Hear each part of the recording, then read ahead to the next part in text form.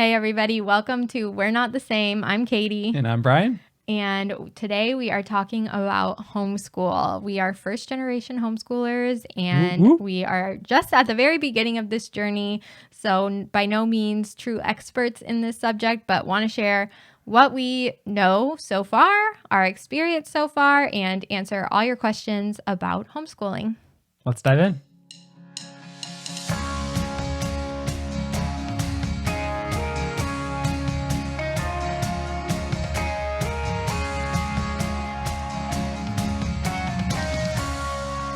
All right, so today we are talking about homeschool. I asked you guys if you had any questions on Instagram, so it's kind of going to be like a Q&A format, but I also tried to order the questions a little bit, so it's more of just a natural conversation for us. We're just super excited about this topic and definitely something that we are not the same. I can't imagine, we could not imagine ourselves doing homeschool like several years ago, so we've come a long way. I mean, it wasn't something that was ever just like completely, it wasn't like something we just never talked about. Yeah, that's true. But it was, I don't know. It was never like, that's what we're doing. Yeah, it was never we never like had decided that we would do that prior to the last few years. But I'm just saying we weren't like these anti-homeschoolers and then turned into now we are homeschooling. Like, absolutely. It was like a 90-degree turn, not the full 180 like some other things.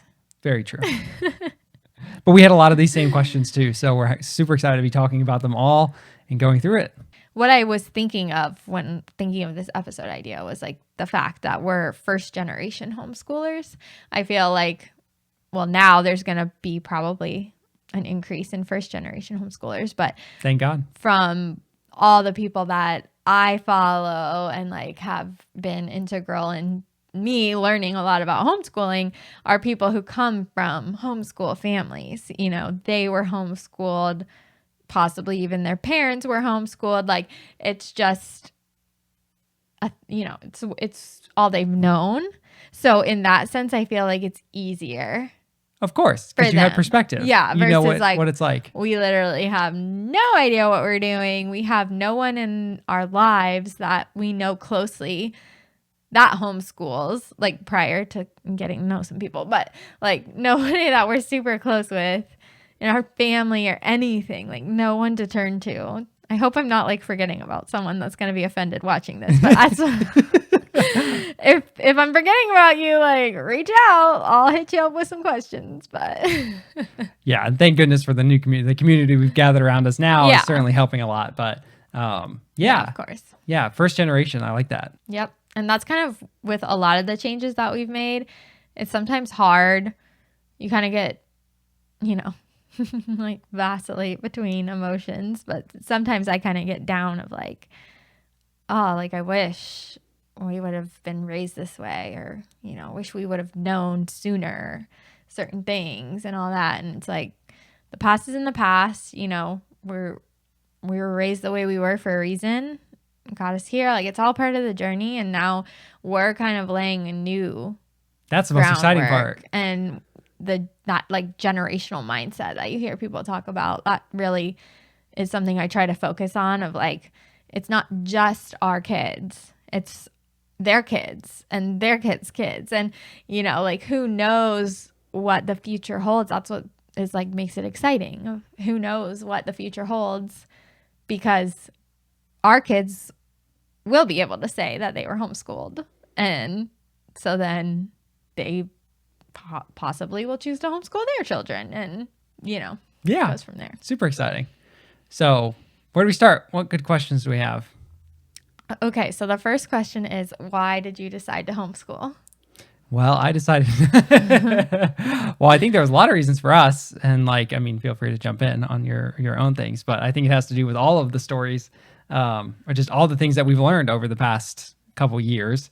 I think the number one thing, or one of the many things, is the integration of our faith and leading the girls in the journey to Christ and what that looks like. And we know certainly that there are schools out there that are faith-based, and certainly looked into that as private schools. But I feel like you get full control, and I think that's a big thing with homeschooling, and probably encompasses everything that we've thought about with homeschooling, is that we have control over the environment. We have control over what they learn, both from. I thought we were recovering control freaks.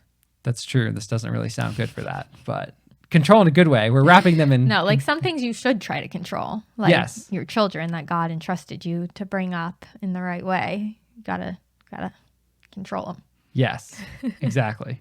So I think faith, something that is within our control. So yeah, I think it's good to have the center of faith as the main goal. But then also, I think what's exciting for us is the opportunity to do things outside of your strict 8 hours sitting in a classroom. Like you can go out and learn new things and experience them and touch the grass you're learning about or whatever it is and go experience. So like for me, that's something that's very exciting that we get to do. And also I think a huge thing is the ability to spend more time with the kids. You know, obviously it's also a huge burden to do as well, massive burden, but at the same time, you do get that time to spend with them. And I know it would be hard to send them off to school some days, most days probably. But I think those are some of the top reasons. What else am I forgetting?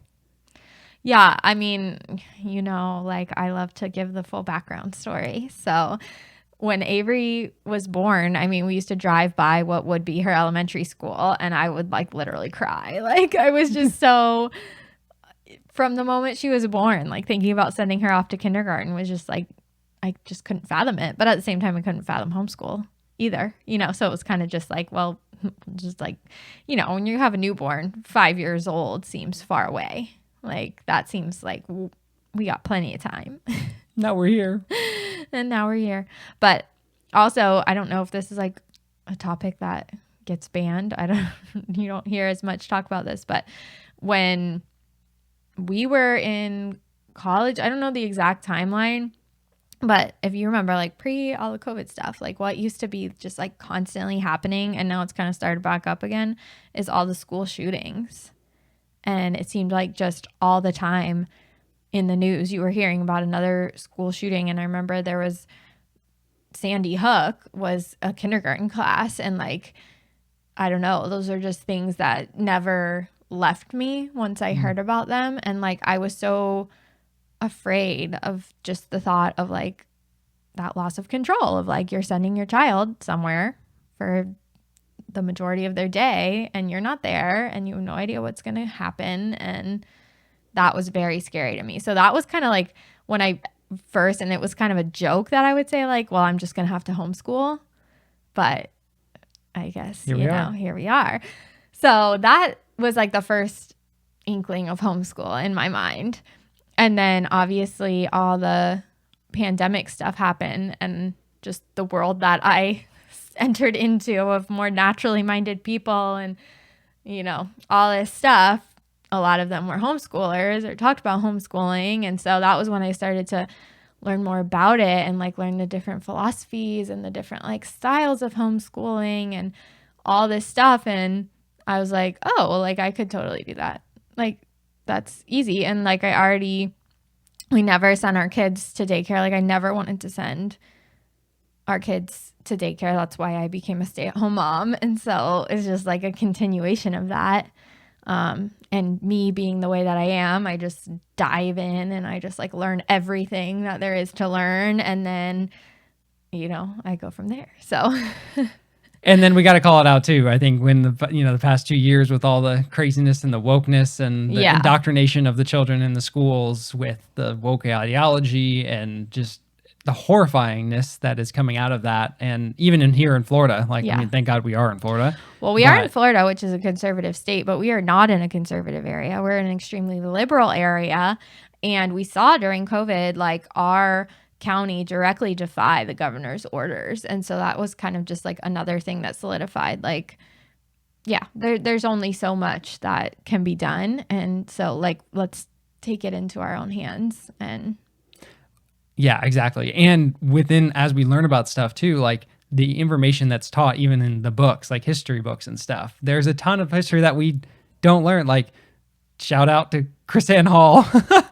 She's a conservative lawyer, right? It's a constitutional lawyer. I mean, she is a conservative. Sorry, constitutional lawyer. Yeah, she's facts-based. Facts-based. And like We went to one of her seminars or whatever and just learned. I mean, it was only like 2 hours, but we learned a ton of stuff and like real history that's never taught to us. Well, and she also told us that constitutional law, like if you go to college to become like a constitutional lawyer, it's not, they don't even teach the Constitution properly, like for the constitutional lawyers. So that's not shocking. Yeah, based off of everything we've learned. But it's just like, it's not only but in college. You hear so much about the woke colleges and all this coming out, but like it's not just the colleges, guys. It's the public school system, and it's, if you go deep into the history and the foundation of public school, it's not good, guys. Like they don't want people to be truly educated. That's why, like, look around in society, the number of critical thinkers is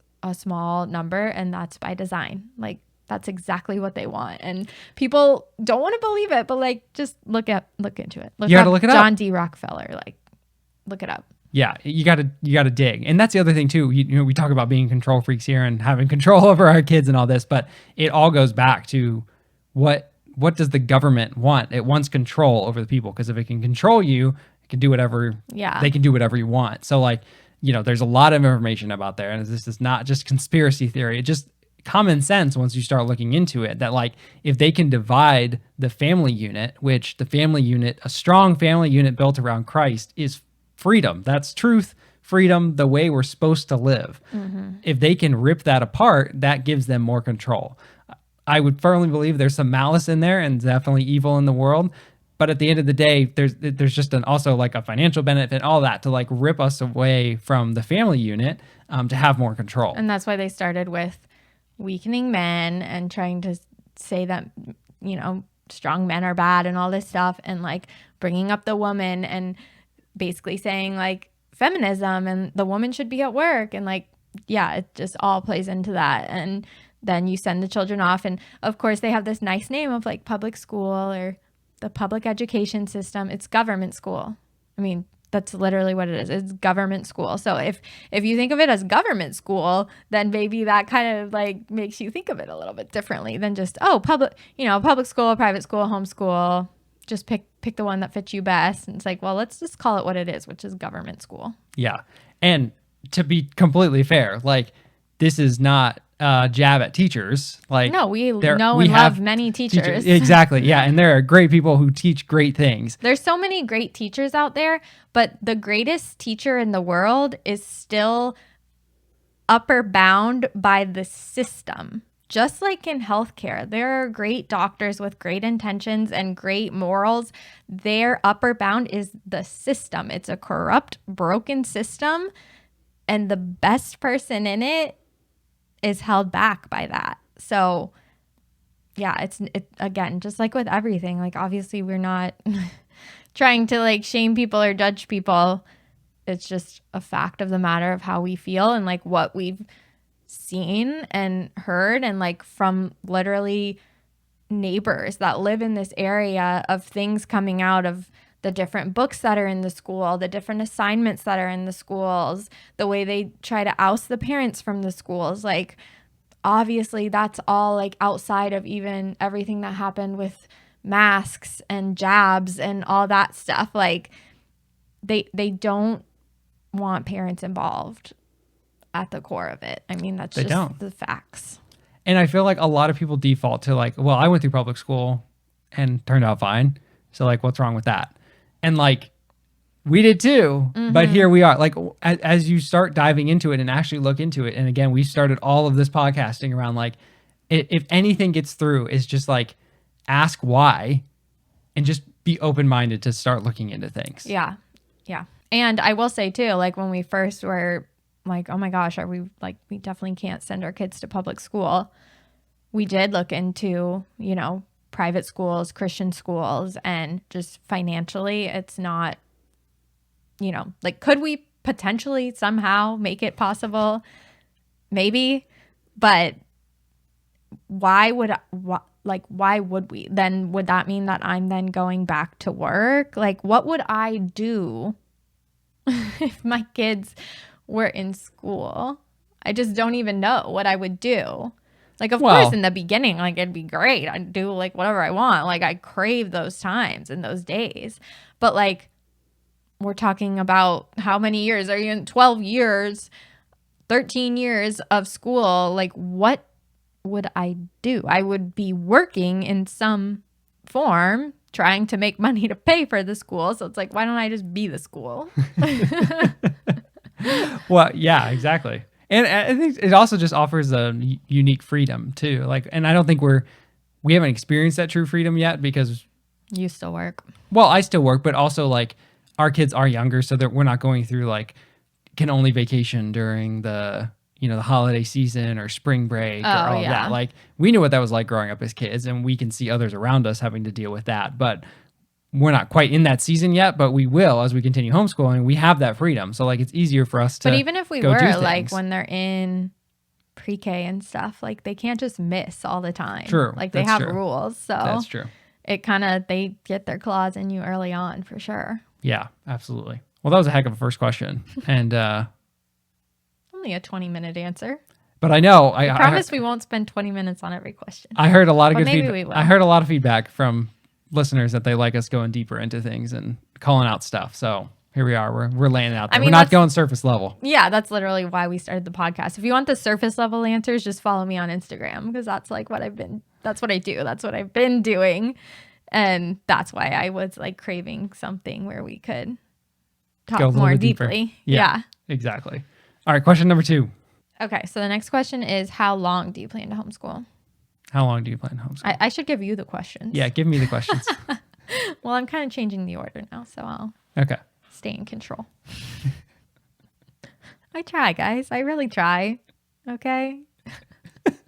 I do. So my answer to that question, which is like the question that everyone asks, is like it's year by year. I mean, we haven't even technically started yet, but there's that's such not fair to say for you. but- well, no, like we've totally started, but I'm just saying Avery's not even in kindergarten yet. But Yes. people ask, like that's the other thing. It drives me insane that like people think it's weird to see a 4 or 5-year-old out during the week with their mother. Like, what? Like that's just how normalized. It breaks my heart. Like, and I'm not trying to hurt anybody's feelings, but like it breaks my heart that what's normal in our society is by the time you have a 4-year-old, they're expected to be in school. I mean, we go to the park and stuff, and like there's like toddler, like 2-year-olds and under, mostly majority. If we happen to run into some older kids, it's like rare. And You like, homeschool? I homeschool. Yeah. Yeah, I mean, friends? Want to be friends? yeah, pretty much. That's how it works. But it's just like that's horrible. What's wrong with our society? That's terrible. It is. But that's what we've told has been right, and that's what everyone believes. So Yeah, I mean, we're literally, man, we are really going off course here, but we're literally brainwashed to think that like our child is better off with somebody else for the majority of their day. Like, what? Like, just like think about that for a second. Like, no, a child should be with their mother or father, or ideally both, like, which hopefully someday we get to that point. But God gave us our children. Like, he gave you your children. You're the best person for your child to be with. And like, it's society that makes you feel like you go crazy with your kids. And like, don't get me wrong, I do too. Yeah. But like the idea that you're better off, like your kids drive you crazy, so you should send them away to be with someone else and for them to just run around with other kids their age all day. And that's what the experts tell you is best for them. No. Why are you going to trust the experts on this topic when you don't trust them on any other topic? Well, yeah. Like, true. we're not, but I know a lot of people. So I'm just saying. And it also goes back to like what we've said before too about like choosing your hard. Like, no way is this easy. Not only from the fact of like performing the task of homeschooling, but also like being a homeschool mom and like having that like, oh, you homeschool. Like, I feel like, and you can correct me, but like it's becoming a little more common than it has in the past. Yeah, it's growing. It's growing, Yeah. maybe exponentially, but I'm sure that's a part of it too. Like, and that might be one of your questions. Like, how do you handle those conversations or people, I guess, judgment, or do you have people who judge you, or you feel that way when people ask you about homeschooling, or?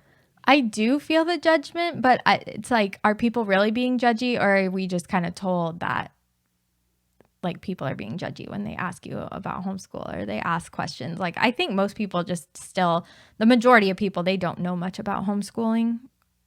Like, they just don't. And so I try not to take offense to it. And at first I was kind of like not confident in saying that we were homeschooling, because it was just like, she was 4. Like, Yeah.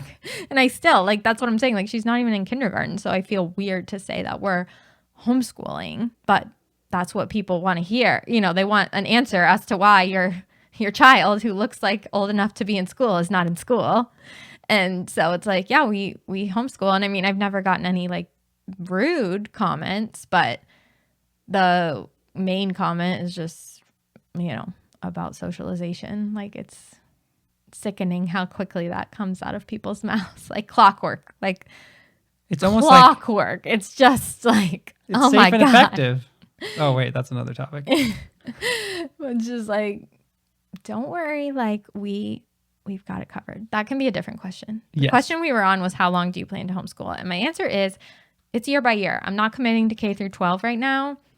I'm going to do kindergarten, see how that goes. And then with the next kid, we'll do kindergarten and see how that goes. Because already there have been days where I'm like with Georgia, like, I don't know if I can homeschool her. But then, like, this week, we kind of turned a corner, and I was, like, kind of, like, blown away. Like, who is this kid? Like, So she's cool. literally sitting down and asking to do worksheets and, like, coloring in the lines and tracing lines and, you know, and just like, okay, like, maybe I can do it. So You totally can do it. no, I know I can do it, but you have those moments. And like you said, it's choose your hard. Like, I can literally not imagine being separated from them. Like, I cannot imagine dropping them off somewhere and like leaving for the rest of the day. Yeah. That's So, mine. and Yeah. just even the chaos that ensues of, you have to get them out of bed early. I mean, I'd have to get myself out of bed way earlier than I do and get myself ready. That alone is the weight. That's why I'm homeschooling, homeschooling. guys. We'll rewind to that first question. Why are you homeschooling? So I can sleep in Yeah. a little bit. But just seriously, like, just that hamster wheel that you're on, Yeah. you know, Yeah. I have Well, I no agree. desire to do that. Yeah, absolutely. All right. What's next? How do you know what to teach? Do you want me to ask you? I'll ask myself. How do I know what to teach? No, I will say that that's something that we have discussed, and I feel like we're still working on it, is having more involvement from him in our homeschool and like providing more of an opinion on what we should be teaching them and like what your vision for the homeschool is, and not just like me just totally handling it. Yeah, and that's fair. And I think that goes back to the family unit and being involved and making decisions and helping lead the family. And I think I certainly lean on you for some of the expertise and research that you've done related to homeschooling. And there's different curriculums and stuff out there. I think that Yeah, I goes don't along with the expect you to question come of- up and say like, this is the curriculum we should do. But I mean, like, Yeah. what do you envision for them? Like, do you want them to know how to be able to cook meals on their own, or to Yeah, that's what I was going to build say. a birdhouse on their own? You know, like those different skills. Because that's a different question we can get to on just like our philosophy. But Yeah, I think I was going to say is like, I think the Montessori type schooling is helpful and a great way to go because it's more hands-on. They learn kind of real life situational things. And I feel like just the way we tend to, when we teach things, we explain stuff. So like if we're going to cook something, or if we're going to build something, like we're going to explain like, this is what a screw is, and like, this is how it works, and this is what it does. And I think it also helpful. Our children are pretty intuitive or inquisitive, curious about like the things that we're doing. So I think the important thing for me is fostering that, and like, it's not, what is it, like self-guided something about like self-guided learning, but like some of it is like self-guided. Like what are they interested in and Like following their lead. Yeah, especially at a young age. Like I feel like it's not as critical to memorize certain things and all of that. I think it's more important to have more of those life skills. And I think as they continue to grow, we'll again take it year by year and see, we can think ahead and plan what that looks like. But I would certainly love to be more involved in thinking about building stuff. And I mean, the things I learned growing up, would love to incorporate that into their learning. Yeah. So, and then even events and stuff as we go out on the weekends. I think that's the other thing with homeschooling is like, if it's part of your life, it's just part of your life. Like it doesn't have to be like, oh, today we have to sit down and do school. Like we could go on Saturday and we could go to SeaWorld and we could start talking about seals or learning Yeah, it's so easy at this age because like they literally know nothing. So every single thing is a learning opportunity. And like I don't have like a formal decision made on this because I think once again it's just kind of you see how it goes over the years. But my philosophy so far has just been like we're not following the public school schedule. School is every day of the year, 365, and like not to say that we're going to sit down and do curriculum workbooks every single day. Like we certainly keep that to during the week, and it's not even 5 days a week at this point for a 4 and 5. Now she's 5, but she was 4. But like you don't need to take a summer break. Like they just need to it's every day is learning. Yeah. And there's certain times where we sit down and do something, but the learning doesn't end when we leave the desk, like their whole day is learning opportunity.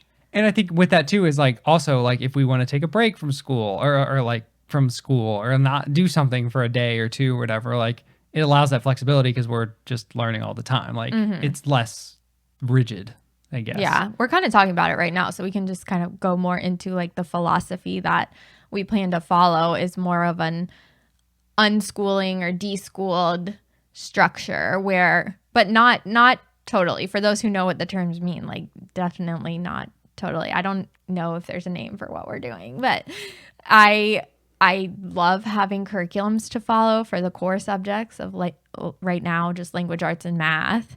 For everything else, I like more like unit study style. I like just learning through play, learning through life, like loading and unloading the dishwasher. Like that doesn't seem like something that it's certainly not something they would learn in school, but it is a valuable life skill that, I'm sure there are a multitude of things they learn during that process, like spatial awareness and problem solving, critical thinking, like teamwork. That kind of stuff, teamwork. Yeah, all of that. So that's kind of the philosophy that we follow. And I think a lot of people struggle with the idea of confusing homeschool with school at home. Like that's a great point. If you just want to have school at home where you're working with the kids on all these subjects from, 8 to 3 or whatever it is, like that's going to be a disaster. That is not going to go well. I mean, maybe there's somebody out there doing that and it goes well, but I can't imagine that goes well. Yeah. And it's just not necessary. Like, it's just not necessary. I mean, the things that my 5-year-old has been able to learn in less, like 1 hour or less a day is more than most kids are learning in like kindergarten and possibly first grade too. So with that, like how much time would you say you're spending for people who are new to homeschool? Like, I think if I was new to homeschooling, like I think I would think about it, what you said, like schooling at home is like what comes to mind. Yeah. So like walk us through a normal day, or like what is homeschooling for a 5-year-old and how do you think that's going to change over time? I mean, you can see a lot of different opinions. So like true unschooling would be no sitting at a desk at all, no curriculum, nothing structured whatsoever. But I don't believe in that. I want them to have some sort of a structure. So I do have like little desks for them. Mostly we got those because they just love doing crafts and stuff too. And then also with the idea of homeschooling. But some people will they're like anti-desk, like it should be at the kitchen table or it can be on the floor, on the couch, wherever. I like a desk. My kids like a desk. So that's the other thing with homeschooling. like, just do what works for you. Like, who the heck cares what other people are doing? Like, if it's working for you, then just go with it. But so we'll eat breakfast, and then we'll usually do it right after breakfast, like the more structured part of the day. So for the most part, what we would do is like our curriculum book, one language arts lesson, which I use the Good and the Beautiful for those who know what that is, one language arts lesson, one math lesson, and then that's really it for the schooling. So an hour or less, depending on the length of the lessons that day. So then sometimes, depending, like if it's a really short language arts lesson, then I would have her read to me, you know, a couple books that came with the curriculum. And then sometimes I have kind of a unit study going, which is what we have right now, which is like all the subjects are being learned under the like umbrella of one topic. So we did in the past like weather. And so I printed out tons of different worksheets and got a ton of different library books about weather. And so every day we would just learn about one type of weather or one type of cloud or whatever.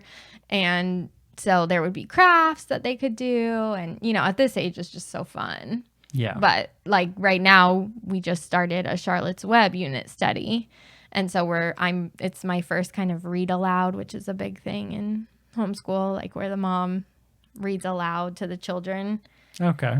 And so I'm, you know, like it's reading something that they couldn't read themselves, obviously. So I'm reading Charlotte's Web to them. And then I purchased a curriculum of sorts to go with it, a unit study.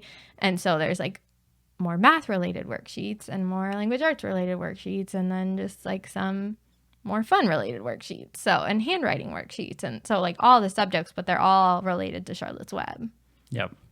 So all that to say, you know, most of their day is just being kids and like playing, but they're socializing with each other, or we go to the park, or Avery's in her dance class, or, you know, we're running errands, or it's life, and they just learn through it all. We do a lot of field trips. Luckily, we live and have access to SeaWorld and Disney and all that, and there's so many learning opportunities there. So I think you touched on it, and I know it's a big one about the socialization.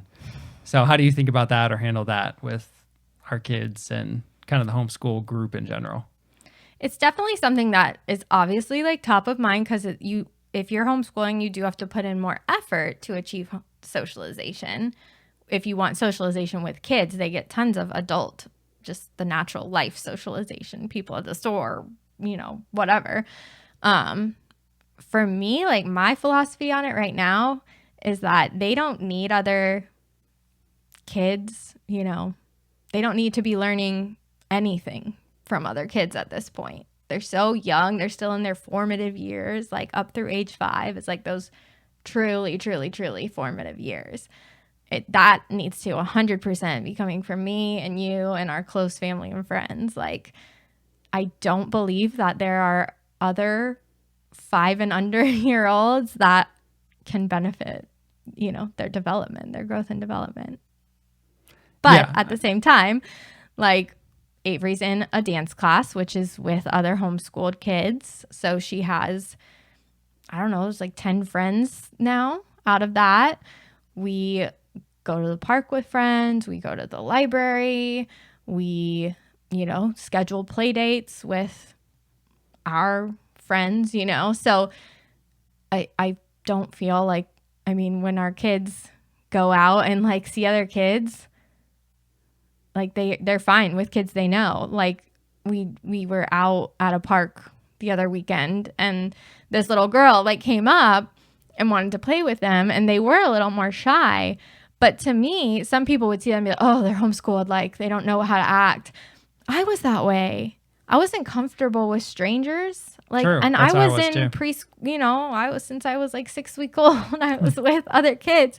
And so like, it doesn't have anything to do with being homeschooled. It has to do with personalities. My kids can play endlessly with kids that they know and are comfortable with, but like a random girl at the park coming up to them makes them, you know, they're a little standoffish. They're not the personalities that just, you know, can talk a mile a minute to anybody, and we aren't either. Yeah, I was like gonna if say somebody that's comes up to me at the park, I'm apple not and just tree. yeah, exactly.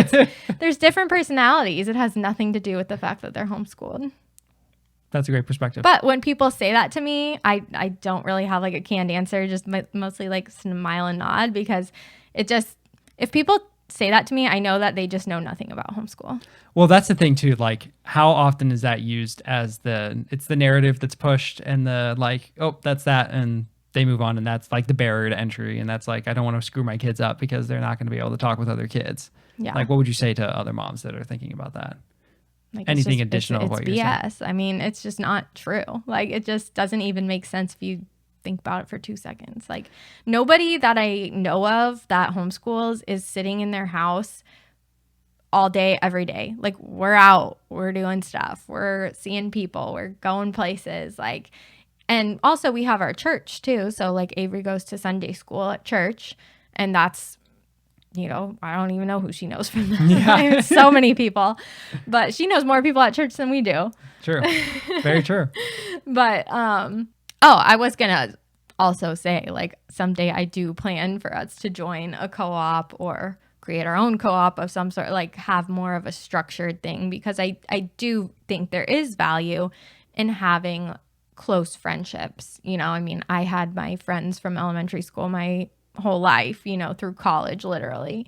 And I absolutely see the value in that. But I'm saying for a 5-year-old and under, I'm not worried about socialization. Like, that is not my number one priority. Yeah, and I think that's where too, like, because we had both so many experiences in school, coming from our high school experiences with band and orchestra and all that. Like, I think that's a fair thing. Like, we don't want our kids to miss out on. And as we think about, like, for those who are not new, like those who are new to homeschooling, what is a co-op? Like, how do you go about getting involved with that? Like, what does this like homeschool community look like? Like, if I'm someone new and want to get involved with this, yeah, like, am I all alone or what?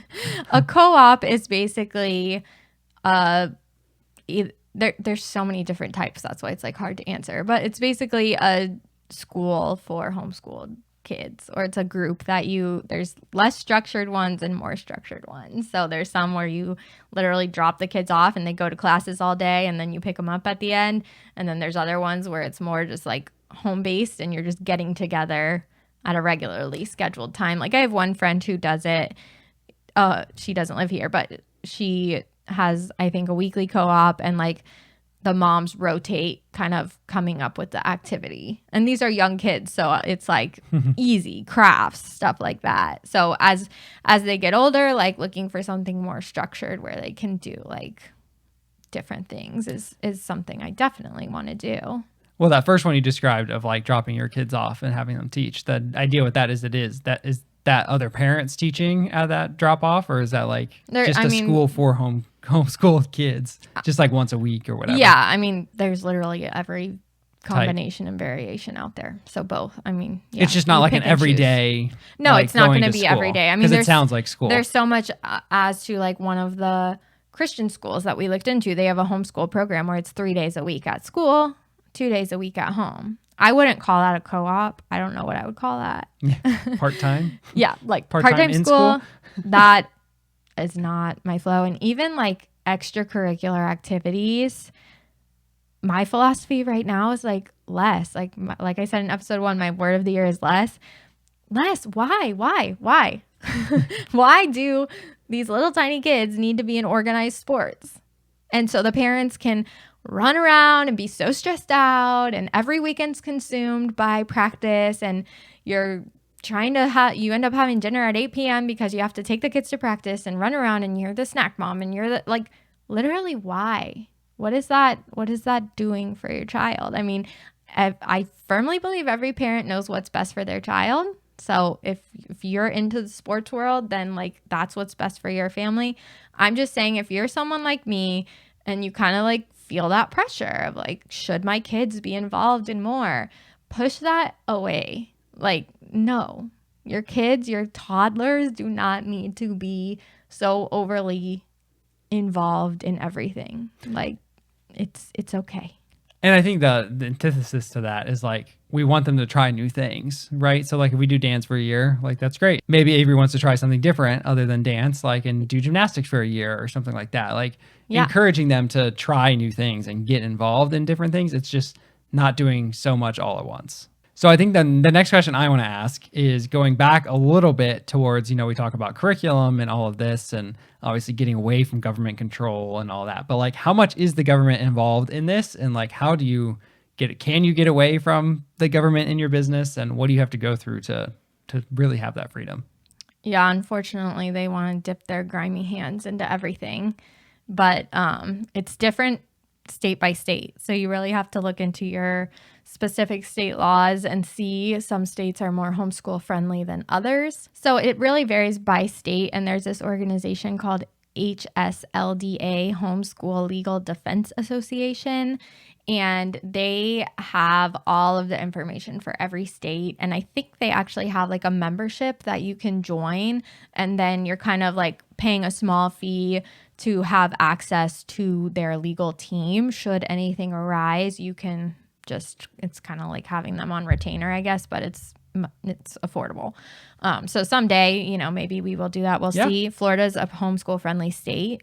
So there are multiple options and ways to go about it. So I'll just speak briefly to Florida. So one, you can register with the county as a homeschooler, and then you just have to do a yearly, I think it's yearly evaluation, where you just hire kind of a third party. It's not tied into the government. It's a third party person to come in and do the evaluation of your kids, which from what I hear is just like talking to them about what they learned. And they're just looking for like growth from year to year. They're not really looking for like any specific standards or anything like that. So then you just submit that to the state. There are also things that I don't see people talking about much. So the state must not really do anything with it. But like you technically are supposed to keep the past 2 years worth of work on hand, like keep a file should they, I guess, want to investigate you, audit you. Yeah. I haven't heard anyone like personally that has talked about that, but I read about it. It's just like work and stuff. You have to keep a 2-year record of lawyer stuff. The other way, lawyer stuff. The other way is to do an umbrella school, which is where you join a school. And so you're technically more like a private school student. It's like a shell school. Yeah, it's like a shell school. Well, there's different levels, just like with everything, from, just simply having them and they like keep track of attendance and that's it, to they do have certain requirements you have to meet, like all this different stuff. I thought there were 3 options, but that's all I can think of. So anyways, it differs by state. There's a lot of different things that you can do. And I'm sure there's a million Facebook groups. So just like go on Facebook and type whatever state or county or city you live in and homeschool, and you'll find a million. I guess long story short, don't let it be a barrier to entry. It's nothing to be afraid of. It's nothing to be And even in Florida, like there's laws coming and popping out of the woodwork that they're trying to get passed to get more claws into the homeschoolers, and that's just going to increase, I would imagine, as homeschool becomes more popular. There were like 4 million new homeschoolers this past year. Government's not going to like that. Yeah, you'll see this whole story we talked about control, and like you're going to see stuff popping up about them trying to restrict that. Yeah, because they get money for every kid that's in public school. So for every kid that's not in public school, they're not getting their money, and they don't like that. So they're going to come for homeschooling, but ultimately, like until they get to the point of just outright outlawing homeschooling, like it's always going to be the better option to have your kids in your house with you. Even if they're telling you have to teach this, like, you're going to do you. But yeah, I mean, and don't sit around and think like, oh, that's never going to happen here. There are other countries, like I forget if it's Germany or France, but like you cannot homeschool. It's illegal. That's wild. Like that pisses me off. The thought of like a government thinks that the human being that came out of my body is for them to say what I do with it? Oh, heck no. Well, that's why America built on freedoms, the First Amendment, and then we have the Second Amendment to protect the First Amendment. And all those other countries took all the guns. So That's a whole nother topic. But yeah, my range day shirt, which we can't see it or not. And there's also interesting, there's an organization, I can't, that's off the top of my head because it's late, but like same thing. There's like a concealed weapons group that you have legal access to, same thing. Like if you get in a situation where you have to defend yourself, like you can call them and you have their lawyers on retainer and stuff. And it's ridiculous that these things even need to exist. Yes, agreed. But yeah, that is scary. And I don't think people know that. Like a lot of people talk about, oh, Europe is great with this and that and all that. But like, hello, no freedoms. Yeah. You think lockdown was bad in America? Look at literally everywhere else in the world. Australia was the one that like mind-boggling to me. All right. So we covered a lot with homeschooling. Is there any other big questions that we got to cover? And if you have any questions, like feel free to DM us or put us in the comment sections or whatever. We're happy to answer that. Yeah, the other one, I mean, we kind of touched on it a little, but somebody had asked, how do you handle just being with your kids 24/7? And like, it's a lot. I'm not going to lie, and I'm not in it totally alone. Like, I have a lot of help from my mom. So I can't speak for every single situation. That's why I said, like, you're the parent of your kids and you're going to make the right choice for them. I think there's just this is another one that could have a long answer, but I think people think that like, oh, well, if you're willing to homeschool your kids must be really easy or really well behaved or not hyperactive or whatever. And it's like, food. No, well, yeah, no. I mean, I do think my kids are awesome, and I think it's because that they have been with me and home and like not influenced by outside sources. If they are better, that's why. But like, no, like my kids drive me insane. Is there a mother on this planet who can't say that? If there is, then like, what's the secret sauce? Like, and I think it just goes again to faith. Like everything goes back to faith. Like I turn to God for my strength. And like, does that mean I don't break down crying? No. Does that mean I don't call him in the evenings? Like, when are you getting home? No. But like, it's the belief that I can do this and like, there are better days ahead. And, even now, like Georgia is going to be 3 in May. And I'm seeing that turn from like the 2.5 stage, which is like a really hard stage, even with Avery. I remember like, whoa, 2.5's nuts. Whoa. And like now getting closer to 3, it's like 50-50 nuts and good. It's all good, but it's like hard, really hard sometimes. So yeah. Well, it's not like our kids just are little robots that sit and do exactly as we say. Like it's a lot of training. It's a lot of patience. And God knows I am not a patient person. Yes. He hears me asking for patience multiple times a day out loud in front of my kids. God, please give me patience right now because I cannot do this. Like my kids have heard me say that. Yes. Like I want them to know that that's who I'm turning to for my strength. You just do the next right thing. Like to quote our favorite movie, Frozen 2. But it's true. Say, you have to take the day like minute by minute. I was going to say you reap what you sow too. Like yeah, we're putting in the hard time now, and we believe and fully believe that this will come back to us and help us in the future with our relationships with our girls and all of that in the future. So yep, I think that anybody who wants to homeschool can do it. I think there's so many people out there who say I can't do it. You can. You just have to believe that yourself. Like nobody's coming to save you. Certainly no one's coming to like convince you to homeschool. I mean, it's obviously the more off the beaten path choice. There's a lot of roadblocks, you could say, but like it's really not that hard once you just commit to it, believe in yourself. You got this. Your kids got this. It's easy, and our kids never get sick. So that's the other benefit. Very true. Very, very true. All right. So that was a lot on homeschooling. We hope it was helpful. Again, if you have any questions or you need community or just reaching out to people, like please feel free to do that. We're happy to talk with you. Comment down below, like this episode, And we're just so thankful for you all listening. Yeah, we're obviously very new at this. So, like, I'm not coming from this as a place of like thinking I'm some sort of expert, but I have done a lot of research. And so I feel like I've looked at a lot of others who have gone before me, and I read a lot of books and listen to a lot of podcasts and try to gain all the wisdom that I can. So I can't obviously advise on any point kindergarten or after, but for most of the people that follow me, I think have kids the same ages as our kids. So for those of you who are in this stage of like, it's kind of decision time, right? Like, you absolutely can do it. If I can do it, you can do it. There's nothing special about me, like, in terms of homeschooling. Like, there's literally no reason that I should be homeschooling. You know, like, nothing that's like, oh yeah, she's gonna be a homeschool mom. Like, no, there's nothing. Like, you can do it. Trust me. Absolutely. So we'll see you guys next time. Bye.